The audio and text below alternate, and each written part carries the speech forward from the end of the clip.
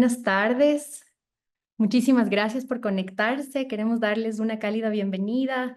Gracias por acompañarnos hoy en esta conversación sobre, perdón un momento, listo, sobre nuestra convocatoria de Post 12. Gracias por estar aquí. Y bueno, queremos dar un saludo súper especial a Max Hinderer Cruz, nuestro editor invitado que se conecta hoy. Hola Max, muchas gracias por estar aquí. Y bueno, antes de Muchas empezar con... gracias por tenerme. No, gracias a ti, gracias a ti. Desde acá les acompañamos desde la revista Posts, Ana María Garzón Mantilla, que está junto a mí, editora y directora de la revista Posts. Yo soy Bernarda Trócoli, soy la coordinadora editorial de la revista y hoy vamos a estarles acompañando en esta conversación. Antes de entrar a los temas que nos convocan hoy sobre la convocatoria, quisiera hablarles un poco de la revista Posts, ponernos en contexto sobre esta publicación. Post es una revista académica de teoría crítica en los campos del arte y de la cultura. Es una revista que forma parte del Colegio de Comunicación y Artes Contemporáneas de la Universidad San Francisco de Quito y una revista a la que nosotros pensamos como un espacio de encuentro y de inscripción de investigación basada en arte, escrituras experimentales y performativas. Desde nuestra primera edición publicada en 2015, nos interesa cuestionar las divisiones o aparentes divisiones entre la práctica y la teoría. Y también nos interesa convocar metodologías que desafían las narrativas positivistas que han sido dominantes en la investigación social. Queremos contarles que este diciembre cumplimos 10 años y con la publicación de nuestra edición 10, que será la primera semana de diciembre, damos inicio oficial a las celebraciones de nuestro aniversario 10.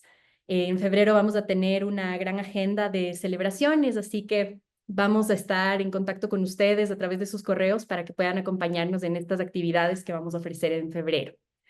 Y bueno, con eso quisiera ahora dar paso a Ana María, quizá para que nos ponga un poco más en contexto y conectarnos con el call que nos convoca esta vez, que es el call 12 de la revista Posts. Esta es una revista que va a salir en diciembre del 2025, un call que está activo, abierto ahora. Y bueno, Ana María, te doy paso para que puedas dar también una introducción oficial a Max. Hola, ¿cómo están? Qué bueno verles. Introducción oficial a Max. Perfecto, Dios. Bueno, como les contaba Bernie, la revista está celebrando su 10º aniversario. Estamos actualmente trabajando en 2 ediciones simultáneas. La una es la 11, que es editada por nuestra colega Juliana Zambrano. Y en la revista todo el tiempo trabajamos como en varias revistas simultáneamente. Y yo conocí a Max en libros. Sí, la verdad conocí a Max por Principio de Potosí, que es una exhibición que ha sido súper importante para pensar en temas de colonialidad en América Latina. Y hace justo un año, un poquito más de un año que nos conocimos en Guayaquil, creo que tuvimos la oportunidad de conectar en un interés compartido por varios temas de estética, de colonialidad, de arte, muchas lecturas en común. Y para mí es una emoción inmensa que Max esté editando este número de la revista. Volvemos un ratito al CV. Max, Claro. como les cuento, es filósofo, es curador, es programador cultural. Sus papás son de Bolivia y de Alemania. Él ha hecho su carrera en los dos países y también moviéndose mucho por la región. Ha estado en Brasil, actualmente está en Miami. Hace poco tiempo terminó su doctorado en filosofía y coordina el PSP, que es el Programa de Cultura Política de La Paz, que es un programa editorial. También fue parte del PEI en Barcelona, el Programa de Estudios Independientes.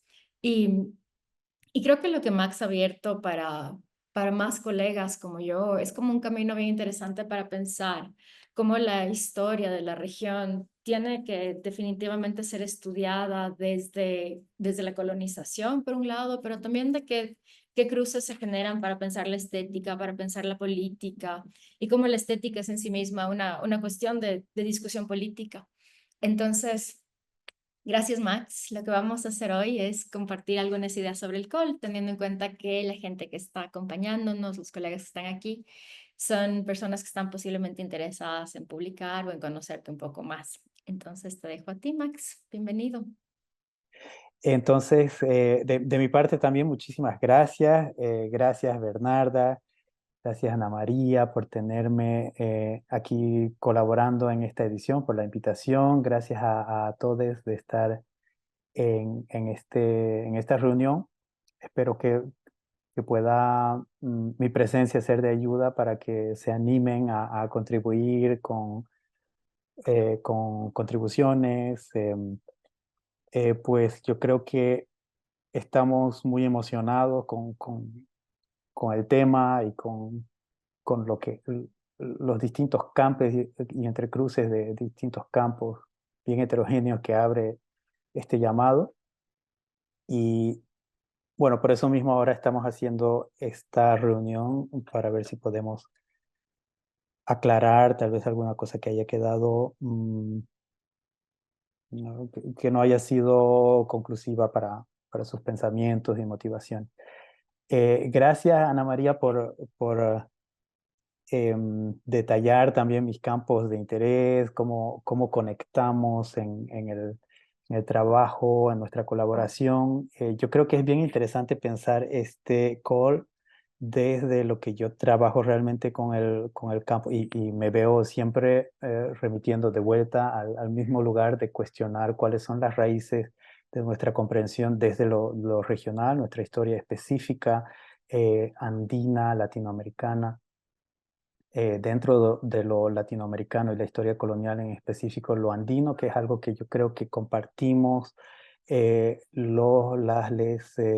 bolivianes y les ecuatorianes, que tenemos mucho en común en ese sentido, ya haya sido desde el punto de vista del pasado precolonial y de los modos de administración coloniales hasta incluso similitudes o cosas que nos unen muchísimo en nuestra contemporaneidad, sea esto ya los grupos lingüísticos más hablados, que son el quichua, quechua, o que también tenemos un montón de raíces culturales en común. Quito y La Paz son dos ciudades que son muy similares. Para mi gran sorpresa, visitar Quito fue como visitar La Paz, básicamente porque realmente desde la topografía hasta los rostros que uno se encuentra en el día a día en las calles, hay muchísimo en común. Y así también nuestra historia política reciente.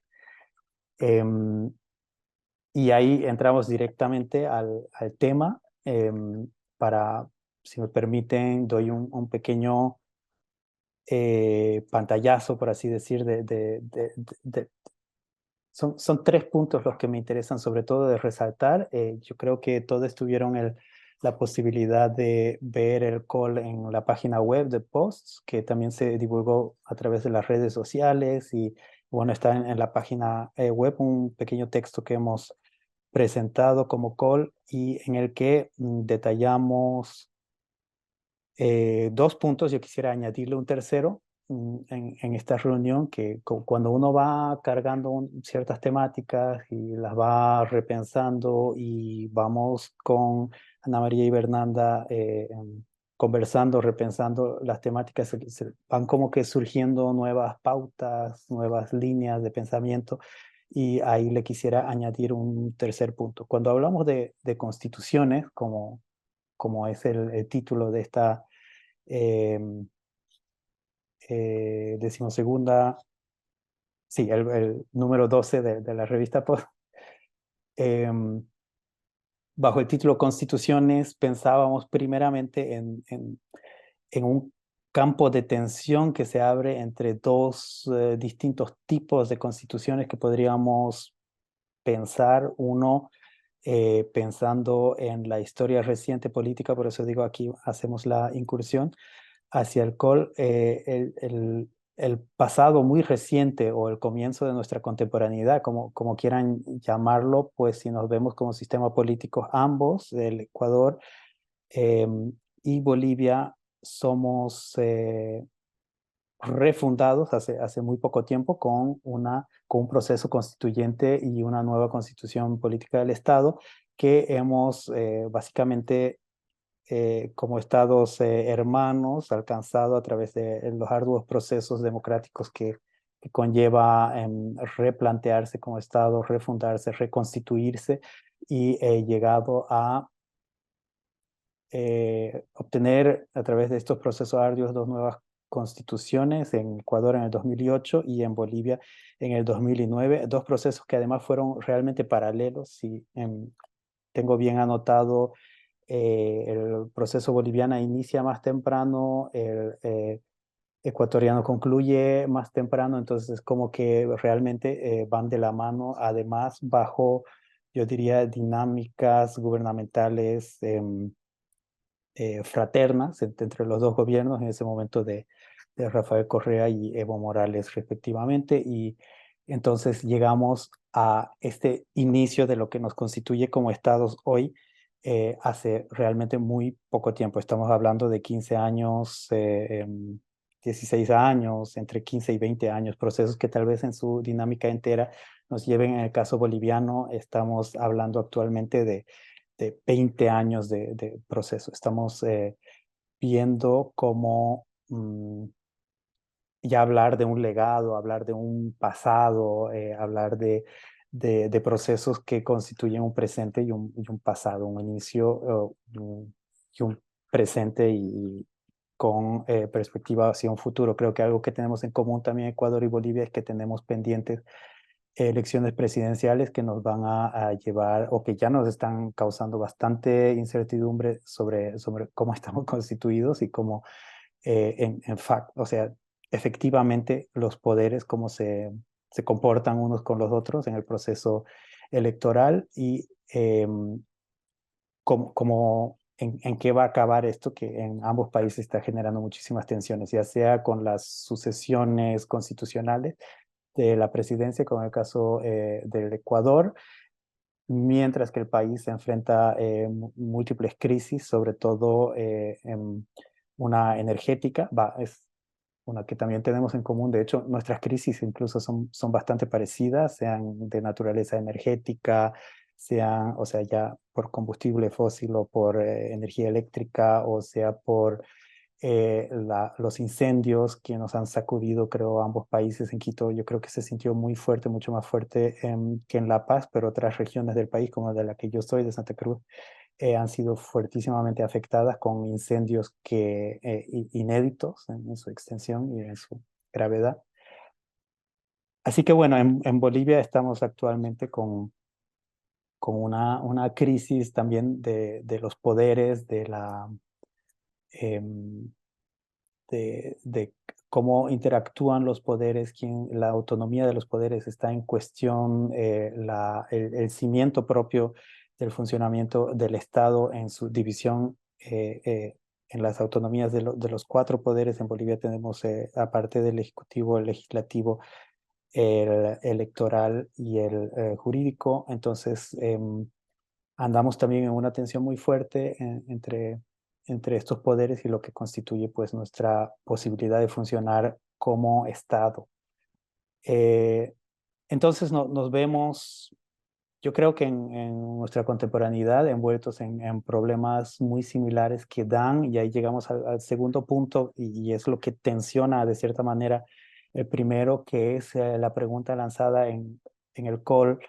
eh, si si tenemos la capacidad de analizar cómo nos constituimos como Estado y de alguna u otra forma hemos participado históricamente en los procesos de constitución de nuestros respectivos estados, y eso es algo que aplica, yo creo, a toda la región. Vimos el proceso constituyente de Chile con muchas expectativas, también en términos de lo que significa una posible plurinacionalidad chilena, y pues también vimos que nosotros, o sea, Ecuador y Bolivia, haber llegado ya a la implementación de una nueva constitución es algo que no es así de fácil o así nomás. Solo basta recordar los procesos que nos llevaron eh, a poder constituirnos con nuevas constituciones políticas, ver lo que pasó en Chile con el estallido y todo lo que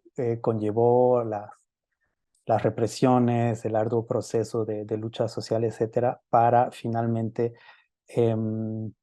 asumir un gobierno progresista, entre aspas, de Boric, y finalmente llevar a ser rechazada una primera propuesta de constitución política del Estado. Bueno, entonces, viendo todo este proceso, yo creo que el segundo aspecto que tensiona este primero sería pensar en cómo nos constituimos como sujetos. Quiere decir, tensionar la historia política de nuestros respectivos contextos es interesante, así la propuesta, desde el punto de vista de nuestra constitución como sujetos.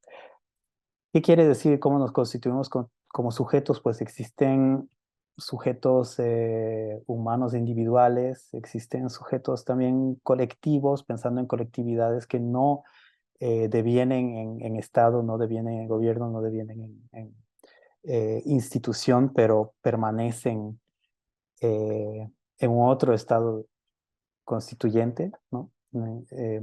Forman otro tipo de estructuras que no necesariamente son positivas, escritas, institucionales, pero pueden devenir justamente en estructuras que palpitan a un otro ritmo de las temporalidades del Estado, etc.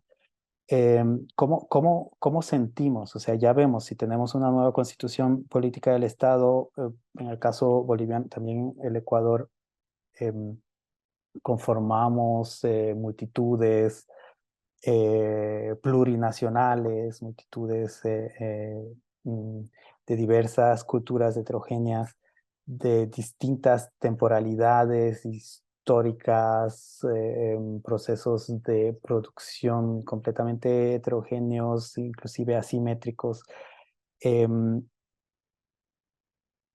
¿Cómo vivimos eso? Yo creo que después de, bueno, 15 y más años de habernos constituido como estados, todos nosotros tenemos distintas experiencias de cómo hemos vivido los procesos y cómo estamos recibiendo este pasado político en nuestra condición contemporánea. Y justamente en este campo de tensión era que habíamos localizado el Call for Papers, el llamado a esta 12ª edición de POST, con el título Constituciones, pensar en cuál es el campo que se abre, cuáles son los posibles desdoblamientos entre lo que nos constituye como estados, lo que nos constituye como sujetos y a qué tipo de estructuras pues nos lleva pensarnos como colectividades, como individuos, como organizaciones institucionales, eh, de qué tipo de naturaleza podemos pensar los procesos constituyentes. Y es aquí donde hay un paso que me pareció muy interesante, que tiene que ver con la temporalidad de estos procesos. Como todo el tiempo vengo mencionando, hablamos de procesos. Y el hecho de que hablemos de procesos, pues siempre en este caso en particular, que ya estamos hablando de metaestructuras, como es una constitución de un Estado, o microestructuras para hacer referencia a lo que en algún momento Sueli Rolnik, en base a dos filósofos franceses, Félix Guattari y Gilles Deleuze, ha llamado y elaborado y desdoblado como la micropolítica y los campos, las cartografías y los campos de la micropolítica. Entonces, entre lo macro y lo micro, entre metaestructuras, microestructuras, estamos observando procesos que vienen, y justamente este es el campo en cuestión, se vienen desdoblando en un campo de tensión entre condiciones micros y macros, y esto pues genera una línea, de cierta manera, una línea, o eso sería a pensarse si se trata de una línea o un campo temporal, o qué tipo de proceso temporal, porque la procesualidad, como permítame la redundancia, pues es siempre también un proceso temporal, o sea, quiere decir que siempre estamos hablando en un desarrollo temporal que va desde lo histórico hasta lo afectivo, desde lo, si quieren, objetivo hasta lo subjetivo. Hay muchas maneras de enfocar este tipo de desdoblamiento y la tensión que se da, pero lo más interesante de este campo es que nos coloca un antes y un después. Entonces, la temporalización de prácticas, la temporalización de relaciones nos coloca con un proyecto de historia. Y eso es bien interesante como yo creo desde lo que nos pueda constituir, ya sea como individuos, sujetos, sujetos colectivos, Estado, eh, la la temporalización pasa por un tiempo de narrativa y por un tiempo, al mismo tiempo por un tiempo de historización. O sea, la temporalización es igual una historización y al mismo tiempo una, un devenir narrativo. O sea, quiere decir que no existe una temporalización macro, que es una historización, sin una necesaria narrativa que la acompañe o que la constituya, si queremos así. Entonces, esa historia que se da a partir de este desdoblamiento es de una naturaleza muy, que a mí personalmente me interesa muchísimo porque permite, yo creo, analizar de otra manera el lugar desde donde estamos hablando, no desde lo estructural, no desde lo plenamente subjetivo, sino también desde la enunciación en sí. Y como estamos en un campo muy cercano a las expresiones, al arte, la cultura, por ser la revista Post y el público en general al que pues se dirige, yo creo que el momento de entender que la enunciación eh, de un proceso de temporalización, de historización, de narración, pues no es necesariamente subjetivo en el sentido de individual afectivo y no necesariamente es algo plenamente administrativo de derecho o como sea, pero permite justamente este tipo de entremedio. Es algo que últimamente, o sea, desde que lanzamos este call hasta el momento de ahora, que ya yo creo que vamos 2 meses, entonces ya como que me va más y más provocando interrogantes. Bueno, ya como que di muchas vueltas, disculpen eh, el desvío, pero a lo que quería llegar era justamente mostrarles que este es un proceso que yo al menos, y yo creo que mis compañeras Ana María y Bernarda comprenden también como uno muy orgánico y dinámico. Quiere decir que la propia propuesta está en una dinámica de desdoblamientos, una dinámica pues de cambios y alteraciones. Finalmente vamos a lanzar esta revista comienzos, está planeado, eh, corríjame por favor Ana María y Bernarda, para comienzos del 25, su publicación, Sí, fines del 25, fines diciembre. del 25. Entonces, claro, fines del 25 y quiere decir que entre ahora la posibilidad de aplicar y el momento en el que todo el proceso en el que van a ser elaboradas las propuestas, editadas, las propuestas seleccionadas, impresas y publicadas, digamos que es final del 25. Entonces, en este año que nos queda, vamos a pasar por bastantes alteraciones también de lo que pasa a nuestro alrededor y posiblemente de cómo nos estemos sintiendo nosotros al respecto de lo que es nuestra realidad vivida. En ese sentido, yo creo que es bien interesante pensar que lo que estemos proponiendo y pensando ahora, posiblemente haya una discrepancia con lo que estemos sintiendo en un año. Em, yo ahorita me encuentro con mi familia en Miami y acabamos de pasar por el proceso electoral aquí y nos damos cuenta lo que implica pasar por una elección.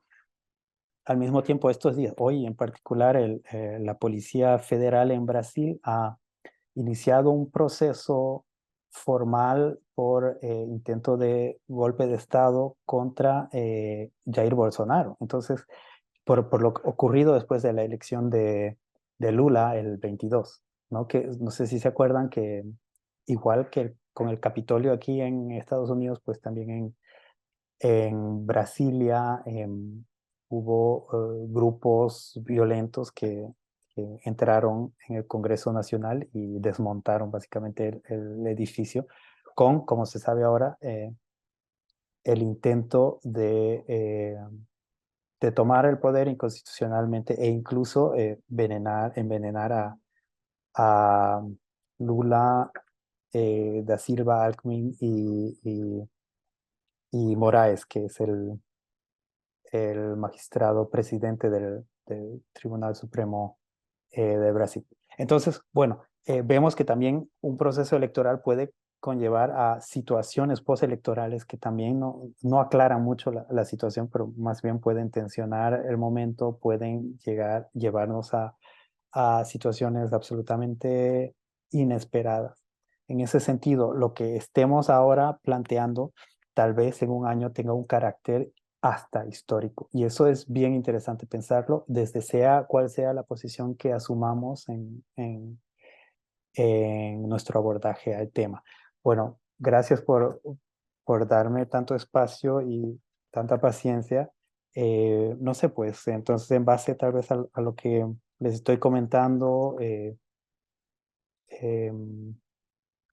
o mucho más allá, supongo que ustedes llegaron también con algún tipo de duda o pregunta o interés. Estoy a su disposición. Gracias, Ana María. Gracias, Fernanda. Gracias, Max. Una cosa que quería añadir a lo que decías es que, y eso es algo que a mí me quedaba en nuestras conversaciones de los últimos meses también, como esta idea de que la Constitución como un mecanismo de algo que organiza el Estado existe, pero no, su existencia no es una garantía de aplicación.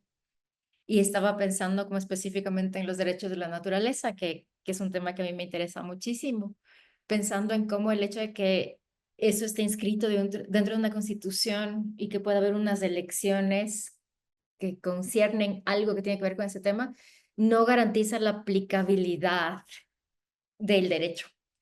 Eso como por un lado, o sea, como el shock de esta, no quiero decir post-realidad, pero de esta realidad Mm. que vimos que de repente todo el tiempo te hace cuestionar las lógicas de los acuerdos.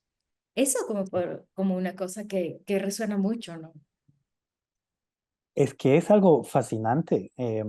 Efectivamente, yo por más que siempre me haya interesado mucho, en particular los procesos históricos que conllevan a formaciones o constituciones de entidades o identidades, em, los tiempos más recientes que han sido incluso muy traumáticos dentro de lo que es nuestra experiencia de la política y la vida, como son golpes de Estado, etcétera. Yo, hablando de Brasil, yo particularmente estaba viviendo en Brasil cuando Dilma sufrió lo que llamábamos en el 2016 un golpe jurídico mediático y pasé a regresar a mi país, a Bolivia, para sufrir un golpe mucho más clásico con inherencia de una recomendación de los militares y llevó a la militarización de las calles y yo mismo vivía en un edificio en el que me controlaban en la entrada del edificio mis papeles al entrar y salir. O sea, una presencia muy, muy fuerte militar y pues decenas de muertos en distintos momentos de masacres deliberadas. Entonces, aparte de lo que nosotros podamos tener como una seguridad constitucional, siempre vivimos en un permanente riesgo de perder ese tipo de seguridad. Quiere decir, si un texto constitucional, yo creo que yo creo que para una persona que está convencida de la igualdad entre todas y todes y todos, un texto constitucional, sea el de Brasil, bueno, justo Brasil, que también tiene una nueva constitución desde el 87, si no me equivoco, Ecuador y Bolivia tienen como que las constituciones más recientes, pero igual sí podemos desdoblarlo y decir Estados Unidos, lo que sea, Panamá, pues también es relativamente reciente, o estoy bajando así de norte a sur, o Venezuela, Ecuador, Brasil, Bolivia, Argentina. Todos estos textos incluyen eh, la idea y la garantía constitucional de que todas, todes y todos seríamos iguales, aunque cuando ya entramos en los detalles y analizamos nuestras constituciones recientes, ecuatoriana, boliviana, nos damos cuenta que, pucha, no es así nomás. O sea, hay una gran diferencia entre constituciones como la boliviana y, por decir, otras ya sea Estados Unidos, Chile, la colombiana, que tiene realmente aberraciones en respecto a lo que es la igualdad de las poblaciones indígenas, originarias y diaspóricas. Entonces vemos que de cualquier forma lo que nos da como garantía una constitución, que es la alegación de igualdad, y lo que es la realidad vivida, pueden discrepar bastante. Procesos de cambios de poder son particularmente susceptibles a que se traspasen los límites de lo que es constitucional o lo que se percibe como tal. Pero volviendo a lo que estaba diciendo Ana María, yo creo que en ese momento en el que vivimos disputas sobre la constitucionalidad de procesos, vivimos riesgos, ya sea personales o sea riesgos de poblaciones enteras, en procesos de violencia, cuando hay disputas qué es constitucional, qué no es constitucional, hay decretos presidenciales que suspenden algo que no debería y no podría pasar el orden constitucional. Entonces realmente llegamos a tener que cuestionarnos en base a qué estamos viviendo un orden o qué tipo de orden está siendo violentado. Eh, Antes de, antes de añadir otra cosa que estaba pensando, quería saber si alguien tenía alguna pregunta o algún comentario. Y yo tengo una. Dale, Brenda. sí, por favor. Hola, hola a todos, ¿cómo están? Qué lindo verles. Yo vivo ahora en Dallas, Texas, estoy haciendo mi Ah, doctorado acá. Eh, felicidades. gracias. El doctorado, digo. Sí. Siento mucho lo que dices en relación a el tema de, tengo dos preguntas en realidad. La primera en relación al Open Call es, estaba leyendo el Open Call mientras conversabas y me llama la atención pensar en la Constitución, no como algo que se une, sino más bien como que se diversifica, como una divagación en relación por ejemplo, yo al momento me encuentro como muy envuelta en fenomenología, feminismos latinos, entonces estoy pensando en el tema de la divagación como un acto de resistencia dentro de el ser mujer minoritaria en este país, o sea, habitando como una mujer latina en este país. Entonces, no sé qué tanta relación eso puede tener con el COL. Y la otra pregunta que te quiero hacer es, vi en tu bio que tienes un libro que se llama Before Beauty, Aesthetics and Anti-Colonialism, que sale el próximo año. No sé si puedes conversar un poco de eso en relación al COVID. El título está lindísimo. Muchas gracias, Brenda. Eh, el libro Before Beauty está planeado salir en el primer cuartal del próximo año. Espero que sea posible. Hay ciertas ¿cómo se dice? Aplazamientos por causa de diversas razones, pero yo creo que el próximo año sí o sí va a estar disponible. Y la fecha que dicen las páginas de los distribuidores, que es Penguin Books, MIT Press, dice febrero, y yo creo que va a ser más demorado el, el proceso. De todos modos, este libro tiene mucho que ver, hablando de tesis de doctorado, Brenda, ya que sabes de experiencia propia que los procesos de tesis de doctorado son procesos muy arduos y muy extensos. Entonces, lo que yo intento hacer en este libro es sintetizar lo que he elaborado en una carrera doctoral de filosofía estética y reducirme, digamos, a lo que yo considero el punto clave a pensarse si pensaríamos en la condición de posibilidad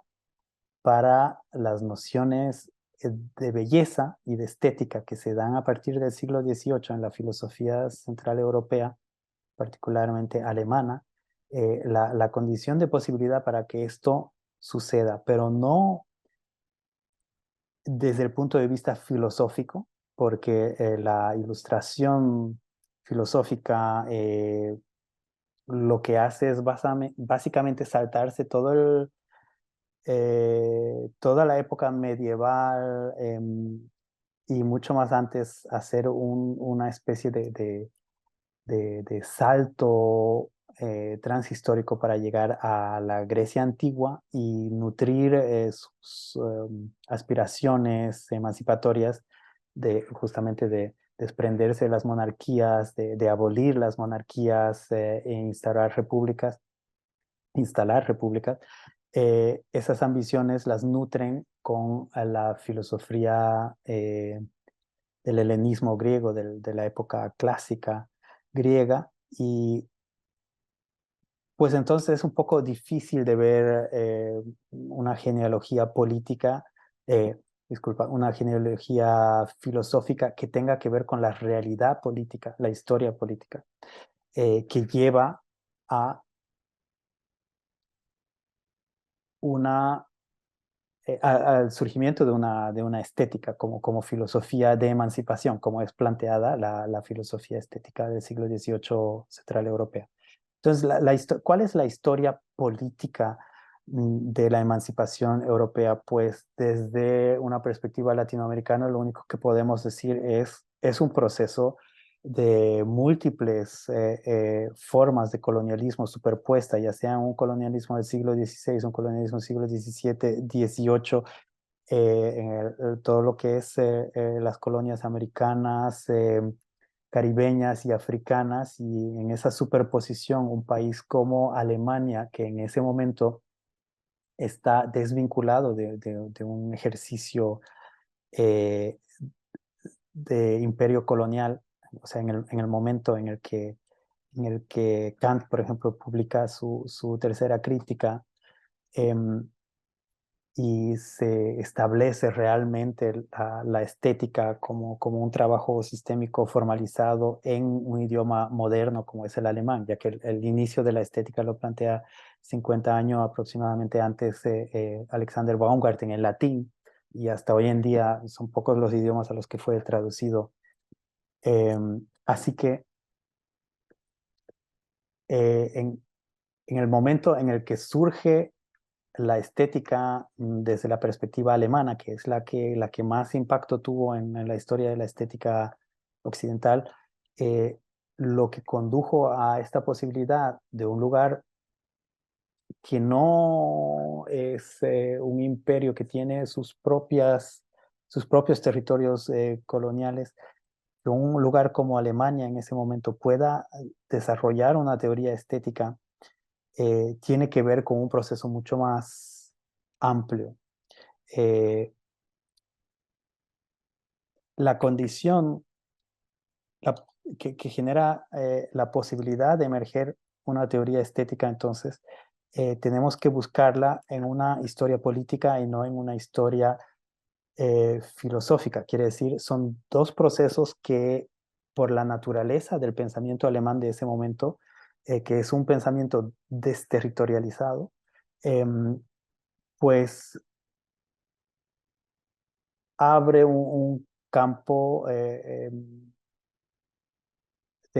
mucha tensión y mucha violencia. Entonces, como dice el título, yo propongo pensar antes de la belleza, se trata de que era necesario para que un concepto de belleza en el siglo XVIII pueda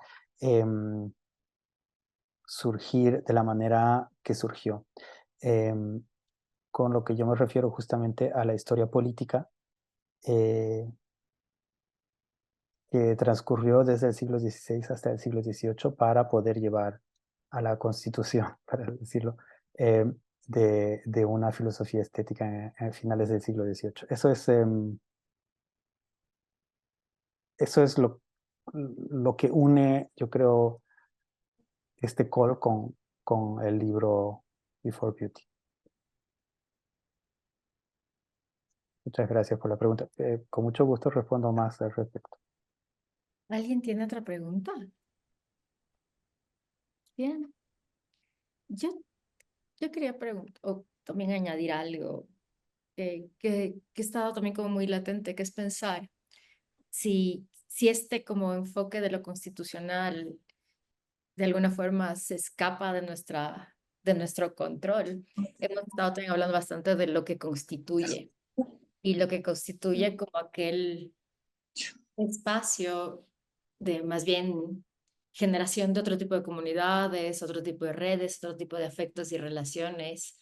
Y creo que esa es una de las potencias del COL, ¿no? Pensar a qué te lleva lo que constituye, pensando en el cuerpo, pensando en las agencias con relación a la naturaleza, entender lo más que humano. Quería saber si podías elaborar un poquito con relación a eso. Y nos quedan poquitos minutos porque a las 7 se va la luz. Bienvenidos a este Zoom donde hay cortes de luz, pero si podrías contarnos un poquito de eso también. Gracias. Es un campo muy amplio. Yo creo que hay distintas maneras de pensar lo más allá de lo humano, lo más allá de lo humano. Por un lado, yo creo,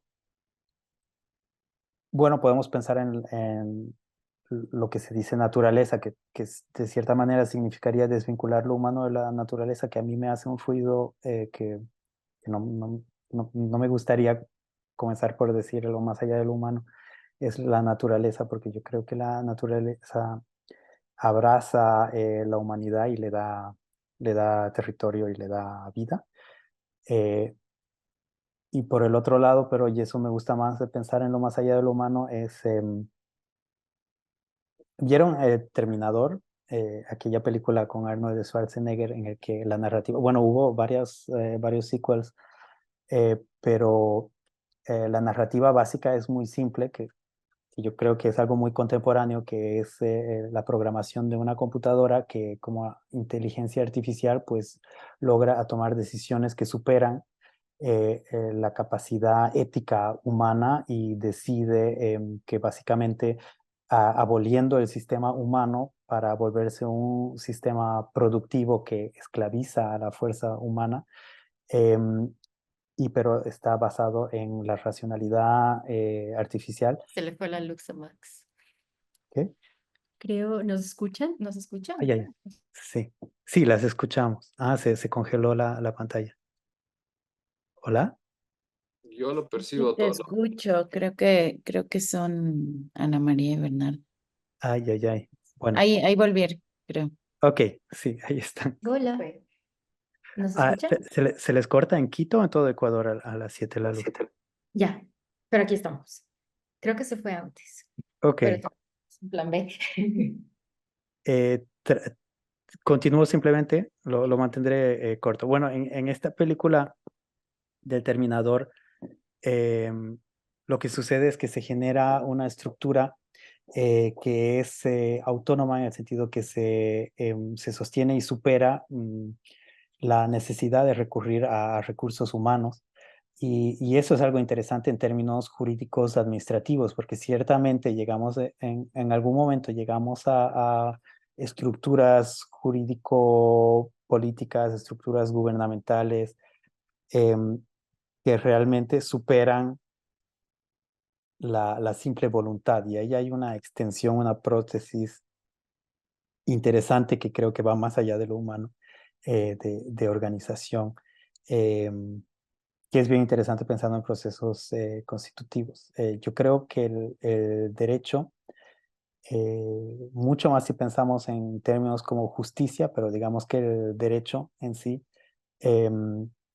y la constitución generan espacios que, que son, que también, que dan pues inicio a procesos propios y dinámicas propias, ya sean emocionales, afectivas, de todo tipo. Yo creo que las estructuras que se generan a partir de procesos constituyentes son,